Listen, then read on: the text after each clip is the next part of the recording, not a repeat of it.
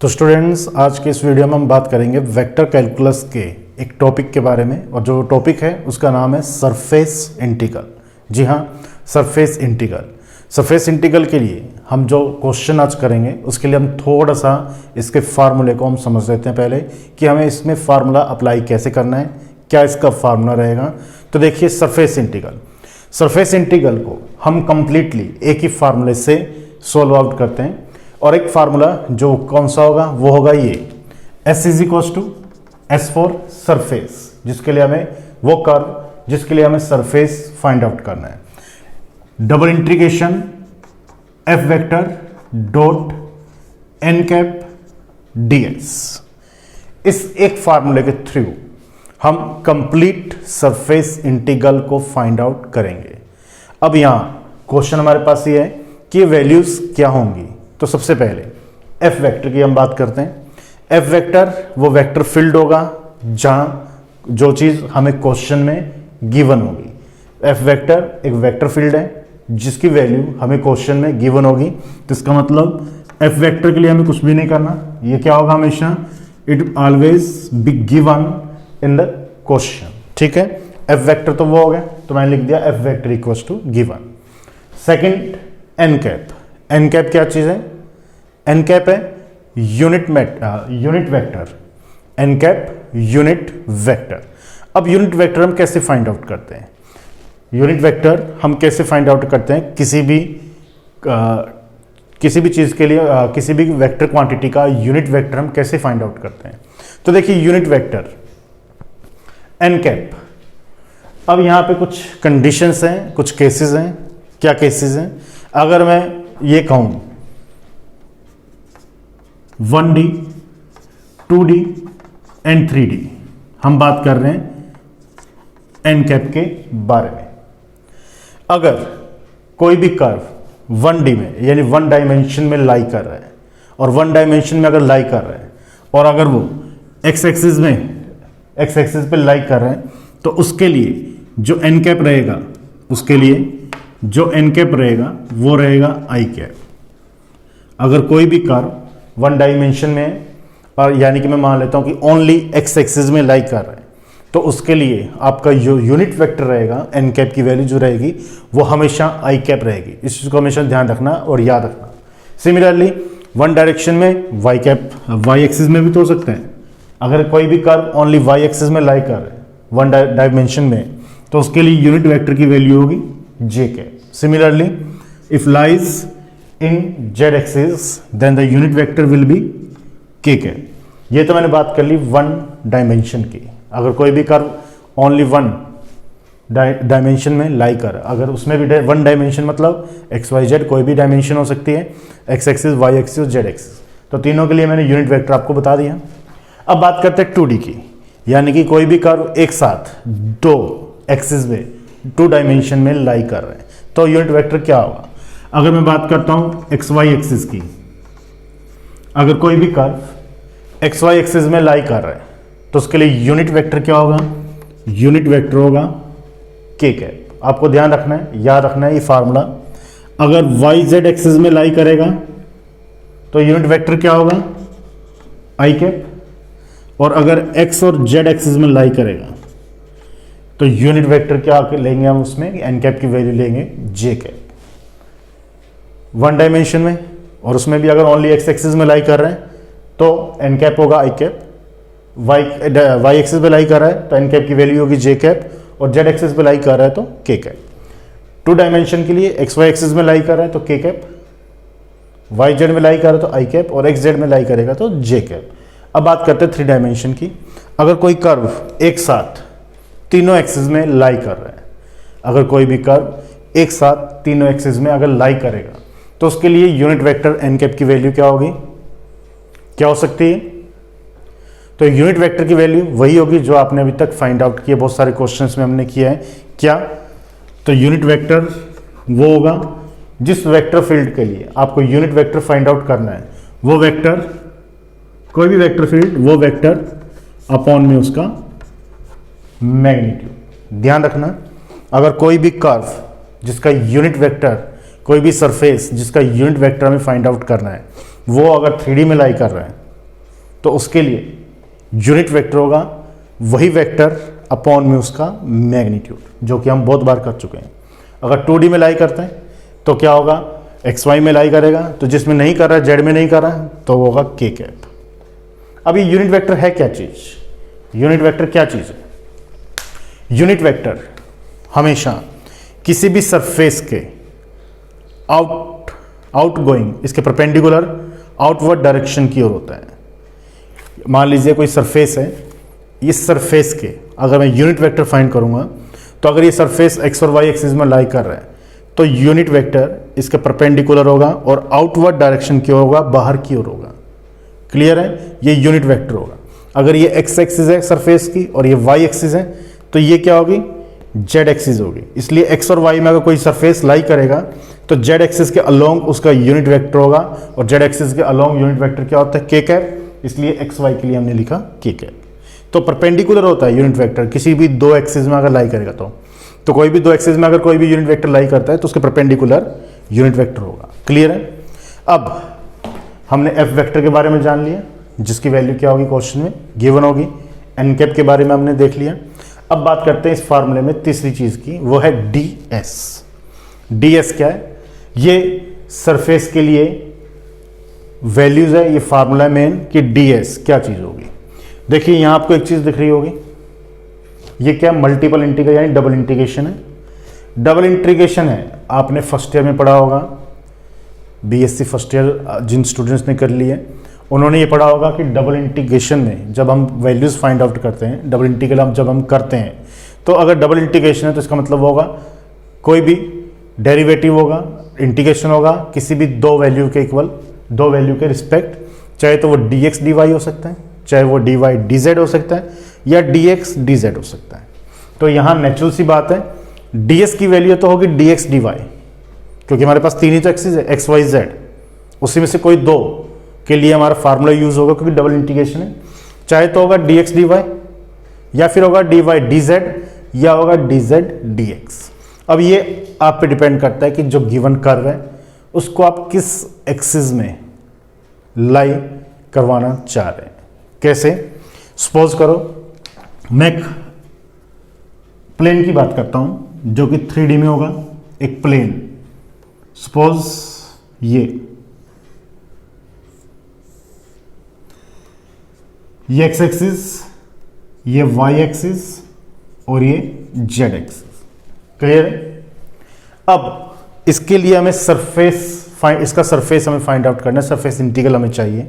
तब हमें करना क्या होगा, सरफेस इंटीग्रल हमें कैसे फाइंड करना होगा। देखिए फार्मूले में तो हमारे पास 2D की है, यानी 2D का मतलब ये होगा कि डबल इंटीग्रेशन है। अब चाहे तो dx dy हो, dy dz हो या dz dx हो।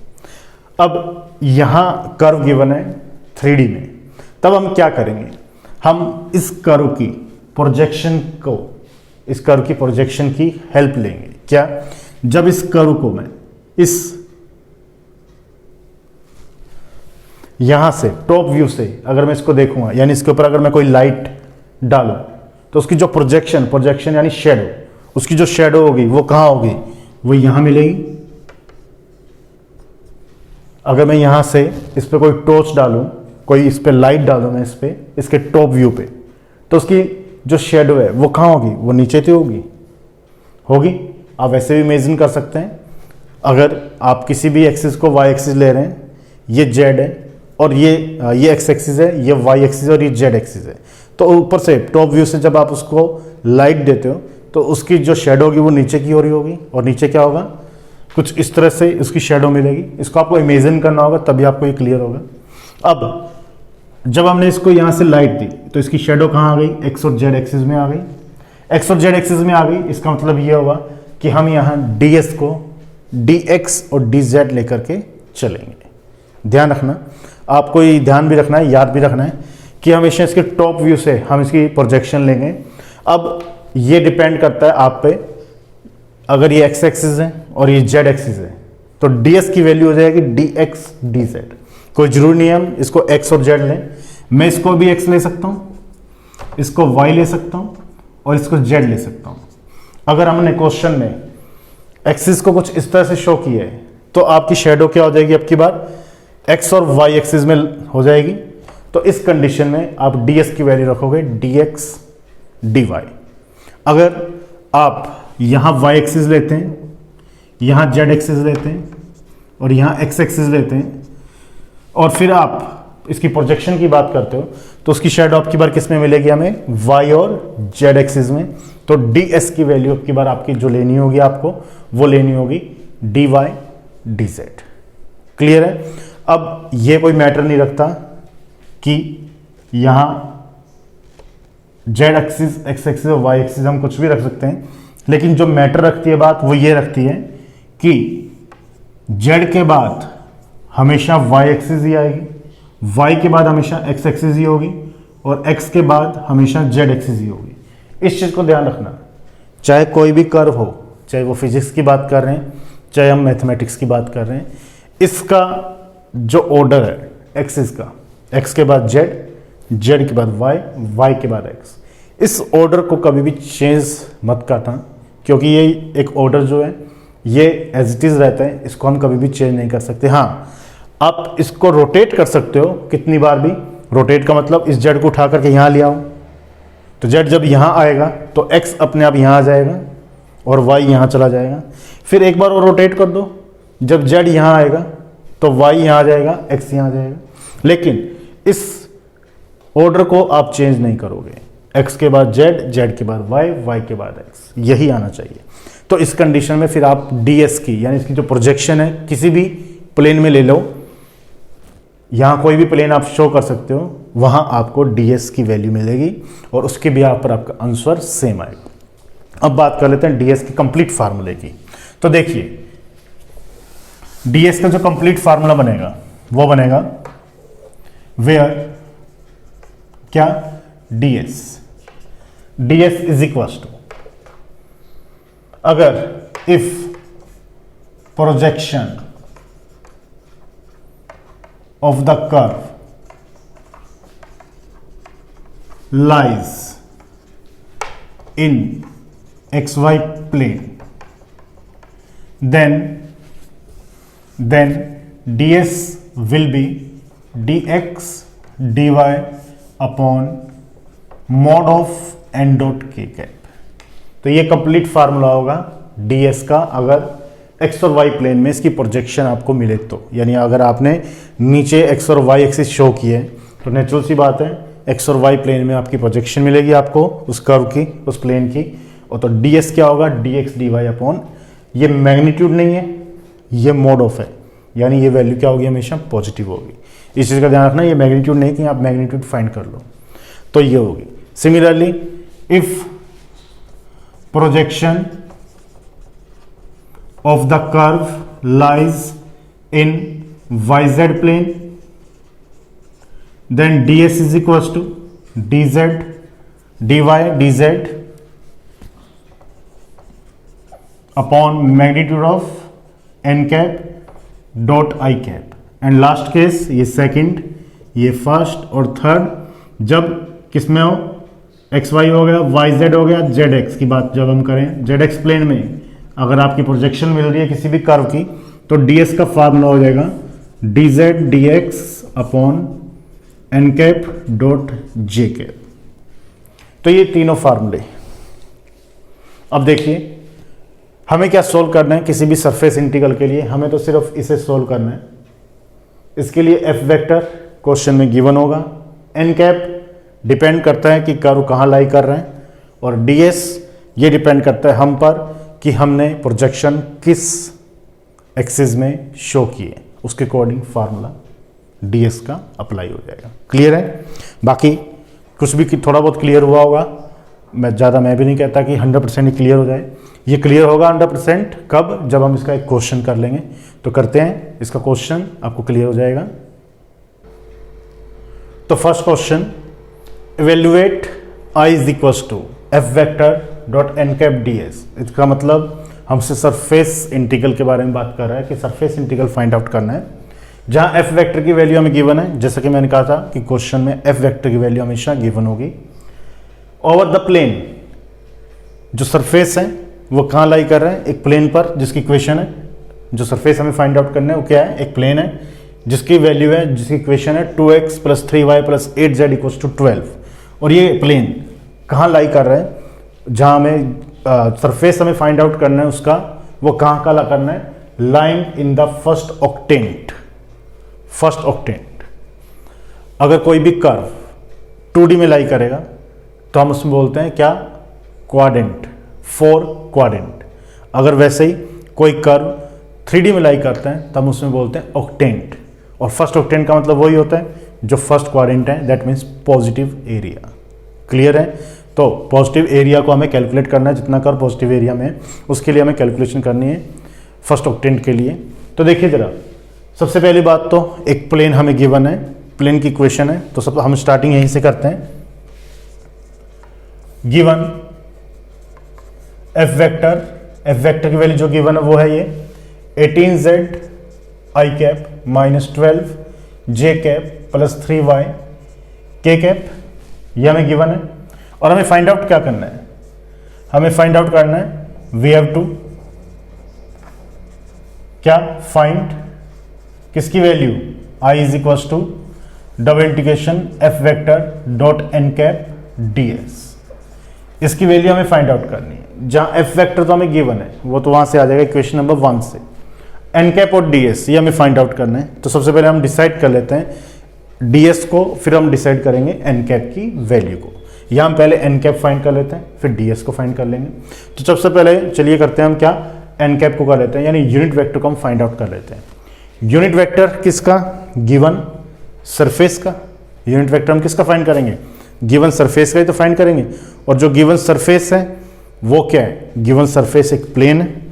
गिवन सरफेस क्या है, एक प्लेन, जिसकी इक्वेशन क्या है, वो है 2x plus 3y plus 8z equals to 12। अब ये आपको क्या नजर आ रहा है, ये जो प्लेन की इक्वेशन है वो किस में गिवन है, 2D में या 3D में या 1D में। 3D में गिवन है 2x plus 3y plus 8z equals to 12, ऐसी कुछ इक्वेशन है। अब मैंने कहा था कि कोई भी सरफेस जब 3D में लाई करेगा तो उसके लिए यूनिट वेक्टर हम कैसे फाइंड करेंगे, वो वेक्टर अपॉन में उसका मैग्नीट्यूड। यही फार्मूला यूनिट वेक्टर को फाइंड करने का जब भी कोई कर्व 3D में लाई करेगा।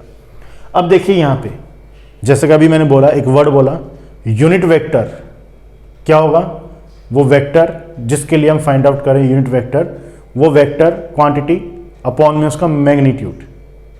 तो मैग्नीट्यूड किसका होगा, वेक्टर क्वांटिटी का होगा। यूनिट वेक्टर किसका होगा, एक वेक्टर क्वांटिटी का होगा। तो वेक्टर क्वांटिटी का होगा, लेकिन जो सरफेस हमें गिवन है वो किसमें, स्केलर में। तो सबसे पहले हमें क्या करना होगा, इस स्केलर को वेक्टर में चेंज करना होगा, तभी तो यूनिट वेक्टर आएगा। यूनिट वेक्टर तो एक वेक्टर क्वांटिटी का ही तो आएगा, लेकिन सरफेस तो हमें स्केलर क्वांटिटी में गिवन है। हमें क्या करना होगा, इसको वेक्टर क्वांटिटी में चेंज करना होगा। और वेक्टर क्वांटिटी में चेंज करने के लिए हम क्या करते हैं, मैंने पहले बहुत बार बताया है, इससे पहले वाली वीडियोस में भी कहा है, किसी भी स्केलर को वेक्टर में चेंज करने के लिए हम उस पर ग्रेडियंट लेते हैं, और किसी भी वेक्टर को स्केलर में चेंज करना हो तो हम डाइवर्जेंस ले लेते हैं, तो स्केलर में चेंज हो जाएगा। तो स्केलर को वेक्टर में चेंज करेंगे सबसे पहले हम with the help of gradient. तो लिखेंगे क्या, लेट गिवन सरफेस क्या, और हमें ये मालूम है कि स्केलर क्वांटिटी को फाई से शो करते हैं हम। Phi is equals to 2x plus 3y plus 8z minus 12। Then grad phi, grad phi क्या होगा, del upon del x i cap, del upon del y j cap, del upon del z k cap into phi. Phi का क्या होगा, तीनों के साथ multiplication होगा, that means del phi upon del x i cap, del phi upon del y j cap, del phi upon del z k cap. अब phi का देखो, x y z तीनों के रिस्पेक्ट पार्शियल डेरिवेटिव है। Phi की value हमारे पास ये रही। इन सभी का x के रिस्पेक्ट पार्शियल डेरिवेटिव हमें फाइंड आउट करना है, तो कर देते हैं हम। तो del phi is equals to phi का x के रिस्पेक्ट, इस कंप्लीट का जब x के रिस्पेक्ट पार्शियल डेरिवेटिव फाइंड करेंगे तो क्या आएगा, 2 ही आएगा। x का x के रिस्पेक्ट 1, बाकी सब कांस्टेंट x के लिए 0, तो 2 आई कैप। सिमिलरली जब y के रिस्पेक्ट करेंगे तो 3 रहेगा, 3 जे कैप एंड प्लस 8 के कैप, 12 तो वैसे ही कांस्टेंट है। तो ये हमने गिवन सरफेस को जो स्केलर क्वांटिटी में गिवन था उसको हमने वेक्टर में चेंज कर लिया। अब हमें क्या करना है, इसका यूनिट वेक्टर फाइंड आउट करना है।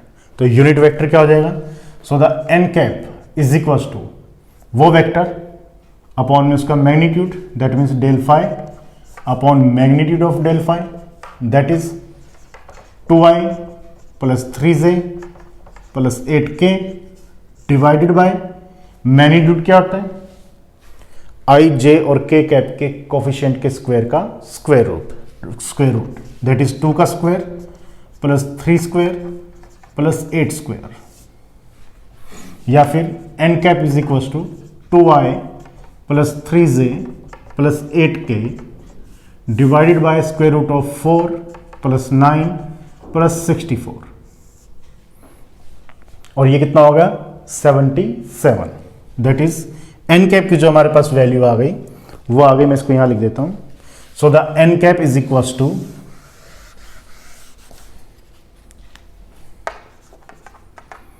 1/√77 और मल्टीप्लीकेशन में 2i plus 3j plus 8k, ये वैल्यूज हमारे पास आ गई एन कैप के लिए।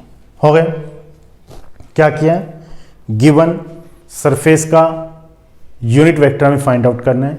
गिवन सरफेस था हमारे पास एक प्लेन, अब उसका यूनिट वेक्टर फाइंड करने के लिए वेक्टर क्वांटिटी होना जरूरी है, क्योंकि वेक्टर क्वांटिटी का यूनिट वेक्टर आएगा। गिवन क्वांटिटी स्केलर थी, हमने उस पर ग्रेडियंट यूज कर लिया, क्योंकि हमें मालूम है ग्रेडियंट को यूज करने के बाद स्केलर क्वांटिटी वेक्टर में चेंज हो जाएगी, और फिर प्रोसेस तो एन कैप भी आ गया।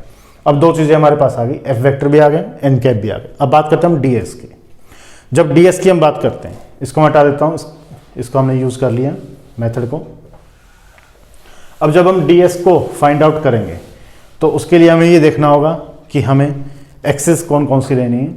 तो देखिए, एक प्लेन है, प्लेन की इक्वेशन है। अब इस इक्वेशन के अकॉर्डिंग प्लेन तो हमारे पास वही है जो 3D में बनता है, वैसे ही अभी जो मैंने पहले एग्जांपल में भी आपको शो किया था, मैं इस स्टैंडर्ड एक्सिस को एज इट इज रहने दे रहा हूँ, उसमें कोई भी चेंज नहीं कर रहा मैं। अगर आपको चेंज करना हो तो आप कर सकते हैं, आपका आंसर सेम आएगा। अगर आपकी कोई मिस्टेक नहीं होगी तो आपका आंसर 100% सेम आएगा। अब X axis, Y axis, Z axis, ये प्लेन जो हमें गिवन है, एक्स एक्सिस के कोऑर्डिनेट क्या होंगे, एक्स एक्सिस के कोऑर्डिनेट क्या होंगे 6 0 0। Coordinate of Y axis, Y axis coordinate हो जाएंगे 0 4 0, और जेड एक्सिस के कोऑर्डिनेट हो जाएंगे 0 0 एंड 3/4। क्लियर है?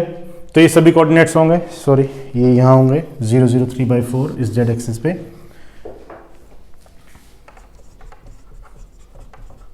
ये कोऑर्डिनेट्स पता चले कैसे आए, हमारे पास स्टैंडर्ड इक्वेशन होती है क्या, ax plus by plus cz plus या इक्वल्स टू d। हम इसमें लेते थे x/a plus y/b plus z/c is equals to 1। इसको रहने दो आप, तो ये स्टैंडर्ड इक्वेशन प्लेन की हमारे पास ये होती थी। तो इस कंडीशन में जब हम प्लेन को ट्रेस करते थे तो ये पॉइंट्स हमारे पास होते थे a0 0 0b0 0 0 c। तो जब इस इक्वेशन को इसके बिहाफ पे लिखेंगे तो 12 को क्या करूंगा मैं, सबसे डिवाइड करूंगा, तो क्या आएगा 2x/12, क्योंकि इक्वल में 1 चाहिए, plus 3y/12 plus 8z/12 is equal to 1। तो x का जो कोफिशिएंट है वो कितना हो गया, x/6 y/4 एंड z कितना हो जाएगा, यहां पे कितना हो जाएगा 4 2 और यहां 3, तो इक्वल्स टू 1। तो क्या किया मैंने, 8/12 है तो 4 2 8 4 3 तो 2/3, ये मैंने 3/4 ले लिया 2/3।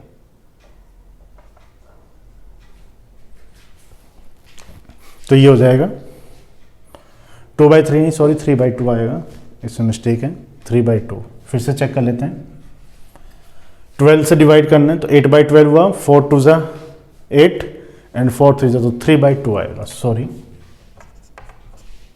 तो ये इसके कोऑर्डिनेट्स हो जाएंगे। अब बात हम क्या कर रहे थे, बात हम कर रहे हैं कि इसकी प्रोजेक्शन की।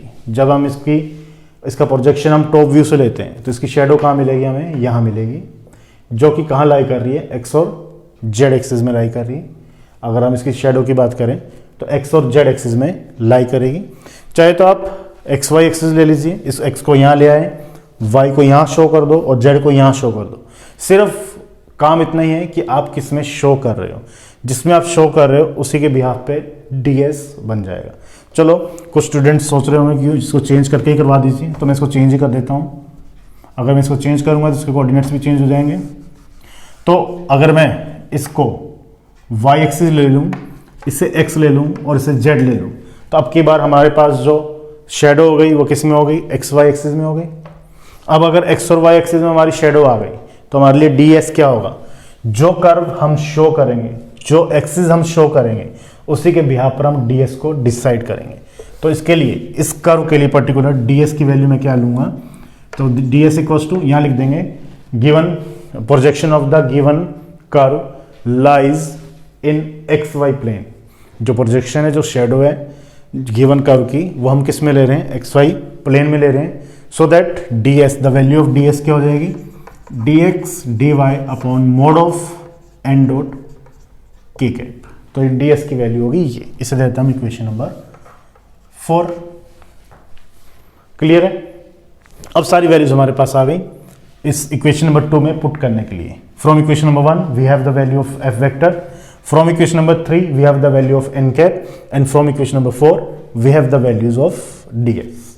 So put the value from equation first, third and 4 in equation number 2, या चारों इक्वेशन से हम वैल्यू इसमें पुट कर दें from equation first, second, third and 4। देखिए हमें क्या मिलता है, i is equals to double integration f vector is 18 z i cap minus 12 J cap plus 3y K cap.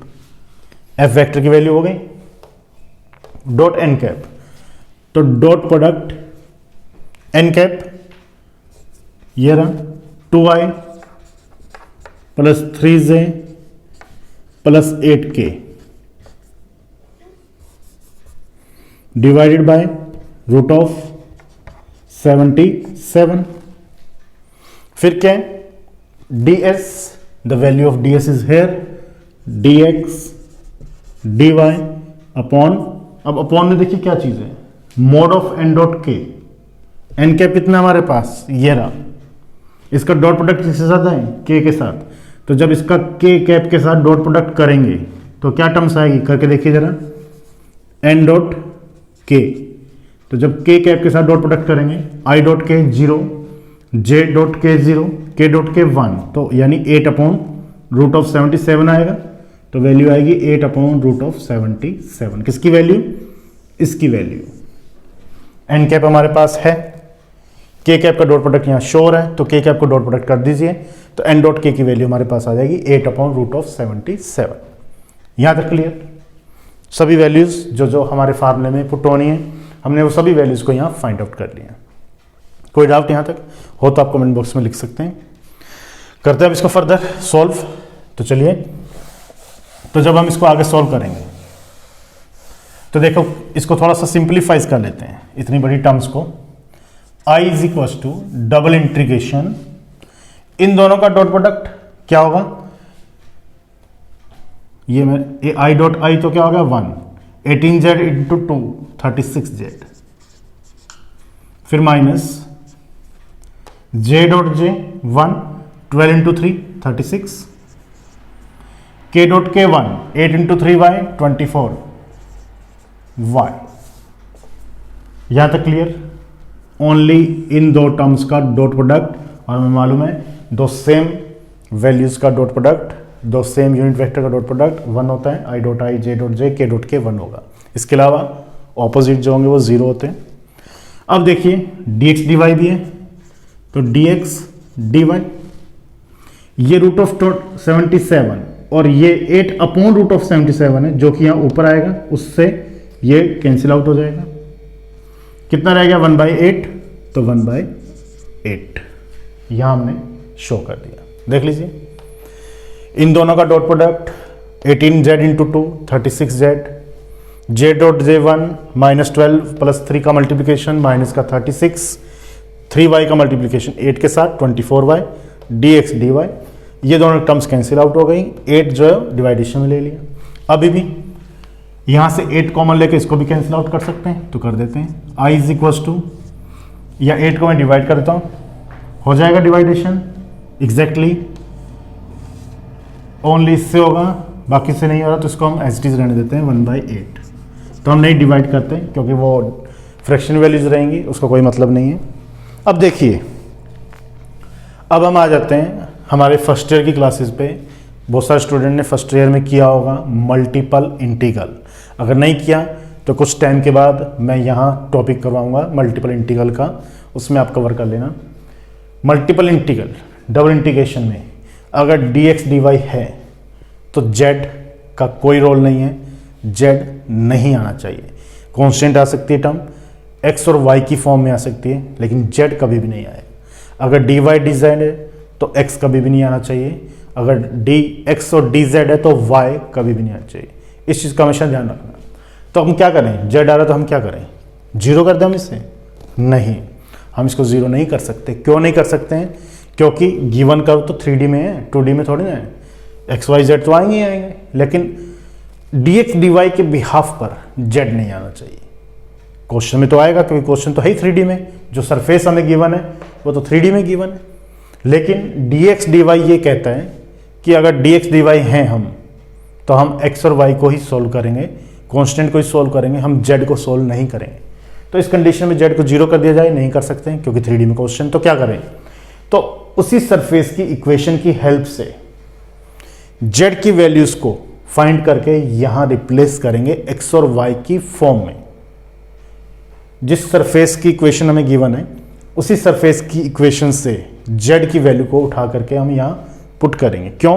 क्योंकि देखो यहां पे हमने क्या किया, एक्चुअल में कर्व तो 3D में गिवन था, लेकिन हमने z को x और y में रिड्यूस कर दिया। हमने क्या किया, प्रोजेक्शन ली ना। प्रोजेक्शन किसके लिए? जो टॉप व्यू से जब हमने देखा तो जो z एक्सिस में जो कर्व लाई कर रहा था, उसकी शेडो हमें किस में मिल गई, x और y में। यानी कि हमने उस z को x और y में रिमूव कर दिया। इसीलिए इसी कर्व की हेल्प से z की वैल्यूज को हम x और y की फॉर्म में पुट करेंगे। और गिवन इक्वेशन क्या है हमारे पास कर्व की, वह है ये।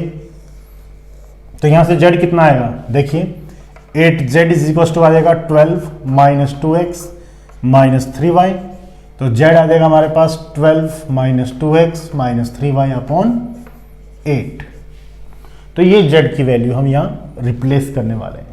तो लिख देते हैं, replacing the value of z with the help of given curve which is 36 12 minus 2x minus 3y divided by 8 minus 36 as it is plus का 24y as it is dx dy।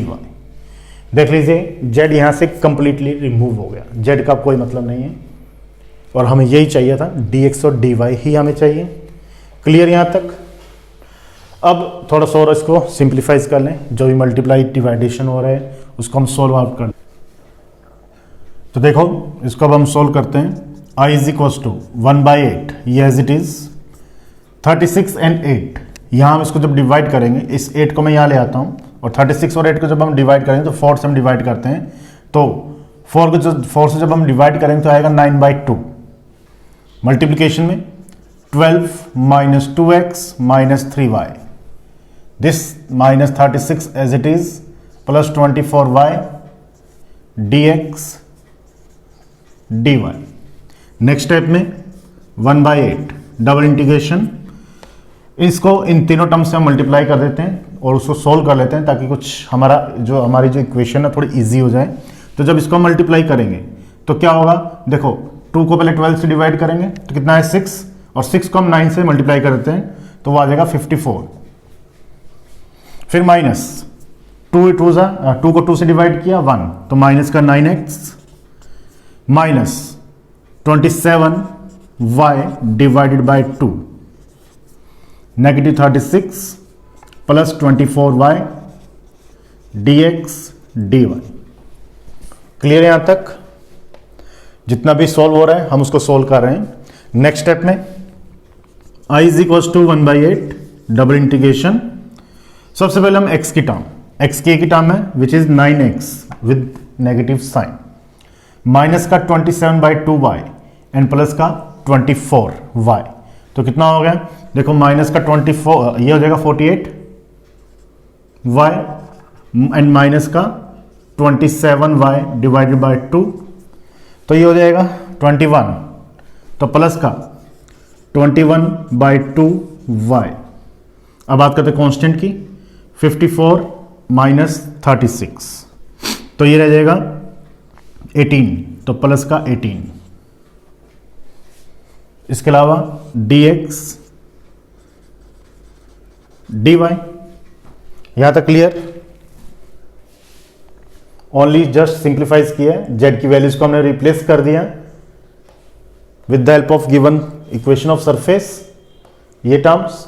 Now 36/8 we can write 9/2, multiply किया हमने 1/1 सभी के साथ, तो ये 3 terms आ गए हमारी, माइनस 36 प्लस तो 24y dx dy 1/8।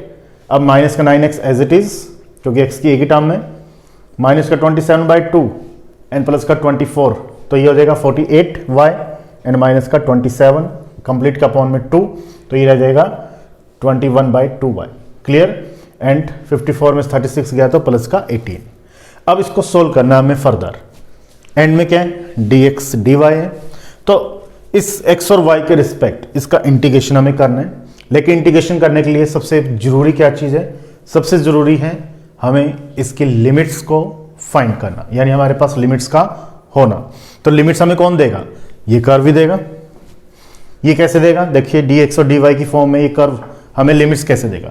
हमने क्या किया, जब हमने इसके टॉप व्यू से इसकी प्रोजेक्शन को x और y में हमने एज्यूम कर लिया, तो इसका मतलब क्या, और साथ में हमने क्या किया, z को भी, जो z में जितना भी लाई कर रहे हैं उसको हमने x और y की फॉर्म में रिमूव कर दिया। तो इसका मतलब ये होगा कि यहाँ से z को कंप्लीटली हमने x और y में ही चेंज कर दिया। अब हमसे क्या चाह रहा है? x और y की लिमिट चाह रहे हैं। अगर मैं इसको यहाँ थोड़ा सा रोटेट कर दूँ, यानी y एक्सिस को मैं यहाँ ले आऊँ, x एक्सिस को मैं यहाँ ले आऊँ, तो ये कर्व क्या बन जाएगा? देखिए कर्व कुछ इस तरह से बन जाएगा। मैं इसको रोटेट कर रहा हूँ, पकड़ के इसको यहाँ ले आता हूँ, तो y यहाँ आ जाएगा, x यहाँ आ जाएगा, तो ये जो कर्व है ये भी तो रोटेट होगा। ये जब कर्व रोटेट होगा वो यहाँ की जगह यहाँ बन जाएगा, कुछ ऐसे बनेगा। उसको रोटेट कर दिया मैंने, तो ये कर्व बना। अब इस कर्व की इक्वेशन क्या होगी? इस कर्व की इक्वेशन यही होगी, लेकिन यहाँ z को हमने रिमूव कर दिया। अब यहाँ z को रिमूव कर दिया क्यों? क्योंकि z को हमने x और y की फॉर्म में हर जगह शो कर दिया। पहले तो प्रोजेक्शन में भी हमने z को x और y में एज्यूम कर लिया, इसके बाद यहाँ वैल्यू में भी z को कंप्लीटली x और y की फॉर्म में लिख दिया। जब z को हमने कंप्लीटली x और y की फॉर्म में शो कर दिया, तो z को हमने यहाँ से रिमूव कर देते हैं। जो रिमेनिंग इक्वेशन रहेगी वो इक्वेशन हमेशा इस कर्व की होगी, और वो इक्वेशन रहेगी 2x + 3y = 12। अब बात करते हैं पॉइंट्स की। ये पॉइंट्स होंगे 0 0, ये पॉइंट्स क्या होंगे? x एक्सिस पे y कितना होता है? 0, तो y को यहाँ 0 पुट कर लो, x कितना आ गया? 6, तो ये पॉइंट होंगे 6, 0। और ये पॉइंट्स क्या हो जाएंगे? y एक्सिस पे x 0 होता है तो x को 0 कर लीजिए, तो y कितना आ जाएगा? 4, तो 0,4। ये हो गया। अब हम क्या करते हैं, मल्टीपल इंटीग्रल में जब भी हमें लिमिट्स को फाइंड आउट करना है, ध्यान से सुनना, मल्टीपल इंटीग्रल मतलब डबल इंटीग्रेशन में जब भी हमें लिमिट्स को फाइंड करना होगा, चाहे वो कोई भी क्वेश्चन हो, कोई भी मैथमेटिक्स का क्वेश्चन हो, जब भी डबल इंटीग्रेशन आता है dx dy आ जाए या dy dz आ जाए या dx dz आ जाए, आपको उसकी लिमिट्स हमेशा एक स्ट्रिप कट करके शो करनी होगी। कैसे? मैं यहाँ y एक्सिस के पैरेलल एक स्ट्रिप शो कर देता हूँ, यानी y एक्सिस के लिए एक स्ट्रिप मैं यहाँ पे कट कर लेता हूँ इस कंप्लीट रीजन में, जो भी एक बाउंडेड रीजन है। कौन सा रीजन बाउंडेड है? ये कंप्लीट रीजन जो कि शो हुआ है यहाँ, ये वाला। अब इस कंप्लीट रीजन में आप स्ट्रिप को कहीं भी शो कर सकते हो, डजंट मैटर। आप इसको यहाँ शो करो, आप इसको यहाँ शो करो, रहेगी क्या? ये स्ट्रिप इस लाइन और x एक्सिस के बिटवीन ही रहेगी। इसलिए हमने कंप्लीट रीजन में एक स्ट्रिप शो कर ली, क्योंकि यहाँ से लेकर के यहाँ तक कंप्लीट रीजन एक ही है। अब इसका लोअर पार्ट जहाँ टच कर रहा है, किसका? स्ट्रिप का, लोअर पार्ट जहां टच कर रहे हैं वो लोअर लिमिट देगा। लोअर लिमिट किसकी देगा, एक्स की या वाई की, वाई की। क्यों, क्योंकि ये स्ट्रिप वाई एक्सिस के पैरेलल है। तो ये लोअर पार्ट कहां टच कर रहा है, एक्स एक्सिस पे। एक्स एक्सिस पे वाई कितना होता है, 0। अपर पार्ट कहां टच कर रहा है, स्ट्रेट लाइन को। स्ट्रेट लाइन की इक्वेशन क्या है, ये। तो यहां से y कितना आ गया, y equals to 12 minus 2x upon 3। तो y की लिमिट्स आ गई, लोअर लिमिट क्या आ गई, 0 से कहां तक, 12 माइनस 2x बाई 3 तक। x की लिमिट, x जो है x एक्सिस से पैरेलल चलेगा। कर्व कहां से स्टार्ट हो रहा है, यहां से कहां तक, यहां तक।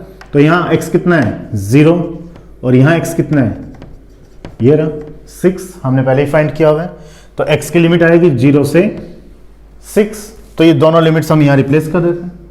अब पहले किसकी लिमिट पुट करें, पहले x की लिमिट पुट होगी। क्यों, क्योंकि जिसकी स्ट्रिप, जिस एक्सिस के पैरेलल हम स्ट्रिप कट करते हैं उसको हम पहले सोल्व करते हैं, और जिसको हम पहले सोल्व करते हैं हम उसको अंदर की ओर उसकी लिमिट्स को पुट करेंगे हमेशा। तो x की लिमिट 0 से 6, इसकी स्ट्रिप हमने शो नहीं की। स्ट्रिप किसकी शो की है, y की। तो y की लिमिट आ गई यहाँ पे 0 से कितनी, 12 माइनस 2x अपॉन 3। तो ये हमारी आ गई लिमिट्स। अगर किसी स्टूडेंट को ये लिमिट्स फाइंड करना नहीं आ रहा है तो बहुत जल्दी मैं यहाँ पे एक चैप्टर स्टार्ट करूँगा मल्टीपल इंटीग्रल का, उसमें आपको ये लिमिट्स क्लियर हो जाएगी। और जिन स्टूडेंट्स ने पहले कर रखा है लिमिट्स का काम तो वो यहाँ से क्लियर है। मैं यहाँ पे ज़्यादा टाइम वेस्ट नहीं कर रहा हूँ क्योंकि मैं इसकी एक अलग से वीडियो बनाऊँगा मल्टीपल इंटीग्रल के नाम से, और बहुत जल्दी। ठीक है स्टूडेंट, तो ये हमारे पास आ गई लिमिट। अब हमें क्या करना है, बस इसके बाद हमें इसको सिंप्लीफाइज करना है, यानी कि इसका इंटीग्रेशन करना है 1 बाय 1, और उसके बाद इस लिमिट्स को अप्लाई करना है और सोल्व करना है। तो सबसे पहले हमें किसके रिस्पेक्ट इंटीग्रेशन करना है, y के रिस्पेक्ट। क्योंकि y की लिमिट्स अंदर क्यों हो रहे हैं, क्योंकि y की स्ट्रिप को हमने जो स्ट्रिप हमने कट की थी वो y एक्सिस के पैरेलल कट की थी, इसलिए हम पहले y को इंटीग्रेट करें। तो करते हैं y को इंटीग्रेट। देखिए first step, i is equal to multiple integral, सबसे पहले 0 से 6x की लिमिट। और जब y के लिए हम इंटीग्रेशन कर रहे हैं तो इंटीग्रेशन का साइन नहीं आएगा क्योंकि हम y के लिए इंटीग्रेशन कर ही रहे हैं। तो माइनस का 9x, 9 और x y के लिए क्या होंगे, कांस्टेंट होंगे। तो dy का इंटीग्रेशन क्या हो जाएगा, y प्लस 21/2 कांस्टेंट, y का इंटीग्रेशन y स्क्वायर बाई 2, तो वो 2 और ये 2 क्या होगा 4, तो प्लस का 21/4 y स्क्वायर, फिर प्लस 18 कांस्टेंट dy के लिए 18y, और लिमिट्स y की 0 से 12 माइनस 2x अपॉन 3, और साथ में क्या रहेगा dx, dy यानी y के रिस्पेक्ट तो हमने इंटीग्रेशन कर ही लिया, अब तो dx रह जाएगा ओनली, तो dx हमने यहाँ पे शो कर दिया। क्लियर है स्टूडेंट, अब इंटीग्रेशन तो हो गया, अपर लिमिट्स और लोअर लिमिट हमें पुट करनी है। तो 0 से 6 माइनस का 9x, जहां y है वहां y की लिमिट पुट कर देते हैं, 12 minus 2x upon 3 plus 21 upon 4 y square, that is 12 minus 2x upon 3 का होल स्क्वेयर प्लस 18y, तो 12 minus 2x upon 3 dx। Clear है, अपर लिमिट्स हमने पुट कर दी सभी जगह पे। लोअर लिमिट जब पुट करेंगे 0, तो तीनों में y कंसीडर हो रहा है, तो तीनों ही लोअर लिमिट के लिए 0 हो जाएंगे। अब थोड़ा सा और सोल्व कर लेते हैं इसे। i is equal to 0 to 6, ये 3 है, इसको जब हम कैंसिल आउट करेंगे तो क्या आएगा, माइनस का 3x 12 माइनस 2x, फिर ये 3, लेकिन 3 का स्क्वायर कितना होगा 9, तो जब ये 9 बार कॉमन आएगा तो कितना हो जाएगा, एक 3 से 7 हो जाएगा, और एक 3 और आएगा तो कितना हो जाएगा 12। समझ रहे हो, 3 2 टाइम आएंगे क्योंकि 3 का स्क्वायर है, एक 3 से तो ये 7 हो जाएगा, 7 3 से 21, और एक 3 जो होगा वो यहाँ मल्टीप्लाई में हो जाएगा 12, और अंदर क्या है 12 माइनस 2x का होल स्क्वायर प्लस 3 6 18, तो 6 12 माइनस 2x dx। क्लियर है यहां तक, थोड़ा सा और सोल्व कर लेते हैं इसको हम। i is equal to X के पहले, x के लिए इंटीग्रेशन करने से पहले थोड़ा सा और सोल्व कर लेते हैं। इसको हम मल्टीप्लाई कर दें, किसको, x को मल्टीप्लाई कर देते हैं, और यहां से 2 कांस्टेंट को कॉमन ले लेते हैं, तो कितना हो गया माइनस का 6, 2 कॉमन लिया, माइनस का 6, x को मैंने यहां मल्टीप्लाई कर दिया, तो यहां 2 जब कॉमन लिया था तो क्या रह गया था 6, तो मल्टीप्लाई करेंगे तो 6x, 2 कॉमन है, ओनली कितना रहेगा -x, और x को मल्टीप्लाई किया तो माइनस का x स्क्वायर, फिर प्लस यहाँ से कॉमन क्या आएगा देखो, 2 जब हम कॉमन लेंगे तो बाहर आकर के वो क्या हो जाएगा 4, क्योंकि 2 का स्क्वायर है, तो 2 बाहर आकर के 4 होगा, 4 से 12 को डिवाइड करेंगे कितना आ गया 7/3, और यहाँ कितना रह गया 6 - x का होल स्क्वायर। सिमिलरली यहाँ से भी हम 2 कॉमन ले सकते हैं, तो बाहर आकर के 12 हो जाएगा, और इधर आ जाएगा 6 - x और dx। अब हम क्या करें, अब इन सभी का सभी टर्म्स का 1 बाय 1 इंटीग्रेशन कर देते हैं विद रिस्पेक्ट टू x। तो करते हैं हम i is equal to, integration करना है तो इंटीग्रेशन साइन हमारा यहां से हट गया, माइनस का 6 एज इट इज, x के रिस्पेक्ट इंटीग्रेशन 6x का, तो 6x² 2 - x³ 3 प्लस 7/3, इसका होल स्क्वायर है तो डायरेक्ट इंटीग्रेशन कर देते हैं 6 - x का होल क्यूब अपॉन 3, लेकिन x नेगेटिव है तो नेगेटिव भी साथ में कंसीडर होगा। अगर ये स्टूडेंट को समझ नहीं आ रहा आप लोगों को, तो आप क्या करो 6 - x को t पुट कर लीजिए, तो क्या आएगा dx = dt, माइनस का dx = dt, तो dx = -dt, तो t² - dt का इंटीग्रेशन क्या होगा माइनस का t³ 3, तो यही आएगा। सिमिलरली प्लस का 12, 6 - x है तो 6 - x का होल स्क्वायर अपॉन 2, ये इसका इंटीग्रेशन हो जाएगा, और लिमिट्स क्या सभी की 0 से 6, तो इन सभी की लिमिट्स है 0 से 6। अब इसमें हमें क्या करना है 1 बाय 1 हमें लिमिट्स को पुट करना है, अपर लिमिट्स माइनस लोअर लिमिट, तो हम पुट कर देते हैं 1 बाय 1 जो भी है। तो जब हम पुट करेंगे तो देखिए टर्म्स क्या आएंगी, first i is equals to minus, अच्छा 1/8 हमारा चल रहा था बाहर, तो ये 1/8 चलेगा, उसको मत छोड़ देना, 1/8 स्टार्टिंग से हमारा चल रहा है यहाँ पे, तो 1/8 i इज इक्वल्स टू 1/8। अब हमें क्या करना है अपर लिमिट्स पुट करनी है, जब अपर लिमिट्स पुट करेंगे यहाँ तो माइनस का 6, तो ये है 6 हमने x जगह पर रिप्लेस किया तो कितना होगा 36, 36, तो इस 6 को मैं 2 से डिवाइड कर दूं कितना आ गया, ये तो आ गया 3, ये तो हो गया 3, 2 से डिवाइड कर दिया, और x की जगह 6 पुट किया तो कितना हो गया 6 का स्क्वायर, तो 36 माइनस, फिर 6 का होल क्यूब, 6 का होल क्यूब का मतलब 6 × 6 × 6, तो 6 × 6 जो आएगा उसमें से 3 का डिवाइड कर देता हूं, तो वो भी कितना आएगा 36 × 2, वो आ जाएगा ये, क्योंकि अपॉन में 3 है ना, तो 6 × 6 × 6, तो एक 3 से 6 को डिवाइड करेंगे कितना आ गया 2, तो 6 × 6 × 2 ये आ गया, यानी 36 × 2, फिर प्लस 7/3,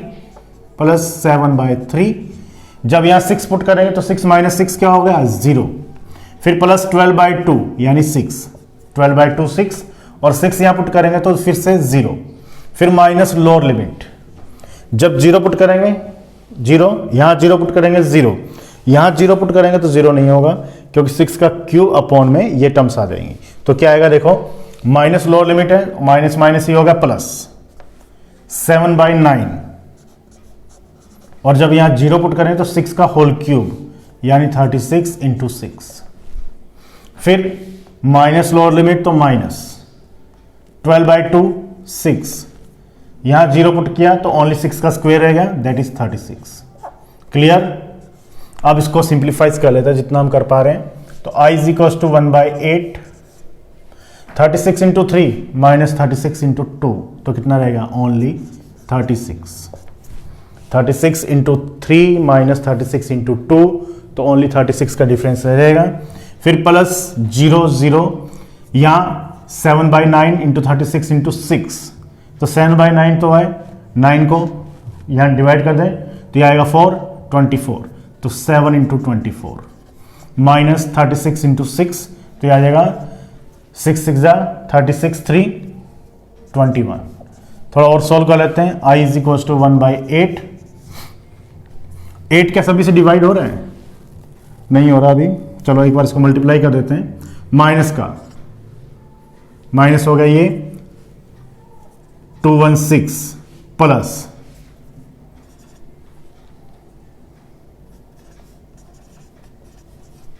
ये टर्म्स आएगी -216 -216 एंड प्लस का 168, या फिर i इज इक्वल टू 1/8 तो माइनस का 216 माइनस का 216, तो प्लस का तो 168 और माइनस का ये हो जाएगा 234 432, तो 168 432, तो इसका आंसर आ जाएगा। देखो इसको जब हम सोल्व करेंगे तो आएगा 1/8 विद नेगेटिव साइन, और यहाँ रह जाएगा 432 में से 168 जाएगा तो टर्म्स आ, तो ये आ जाएगा माइनस का 264 और माइनस का 264 अपॉन 8 तो माइनस का 33, तो ये आएगा इसका आंसर। तो कोशिश की है मैंने कंप्लीट क्वेश्चन को, तो कोई मिस्टेक नहीं हो, फिर भी अगर कुछ मिस्टेक होगी हो तो आप कमेंट बॉक्स में लिख सकते हैं। तो मेरे अकॉर्डिंग आंसर आ रहा है -33। कैलकुलेशन को एक बार फिर से चेक कर लेना, लेकिन जो फार्मूला है वो एज इट इज़ रहेगा, जो करना है वो एज इट इज़ हमें करना है सभी क्वेश्चन के लिए। जब भी आपके पास प्लेन आ जाएगा, कोई भी प्लेन अगर आपके पास आ जाए इसकी जगह, तो सभी के लिए आपको यही करना है, आप टॉप व्यू से उसके प्रोजेक्शन चेक करेंगे और आपके अकॉर्डिंग जो एक्सिस आप लेंगे वो उस एक्सिस में आपकी प्रोजेक्शन आपको उस क्वेश्चन की मिलेगी, और उसी के अकॉर्डिंग आपको डीएस की वैल्यू को काउंट करना है। क्लियर है स्टूडेंट? और जैसे डीएस की वैल्यू को आप काउंट कर लोगे, वो उसी अकॉर्डिंग हमारा आंसर उसी वे में सोल्व हो जाएगा। तो ये तो था प्लेन का क्वेश्चन। नेक्स्ट वीडियो में हम करेंगे सिलेंडर के क्वेश्चन को, और उसमें बताऊंगा कि प्रोजेक्शन हमें कहाँ लेनी है। प्लेन में हमने ली अपने कोडिंग, लेकिन सिलेंडर के लिए हमें कुछ ना कुछ बाउंडेशन होगा। वो क्या बाउंडेशन होगी, किस एक्सिस में हमें उसकी प्रोजेक्शन लेनी होगी, वो हम डिस्कस करेंगे नेक्स्ट वीडियो में। बने रहिएगा इसी तरह से, फिर मिलेंगे एक नई वीडियो के साथ।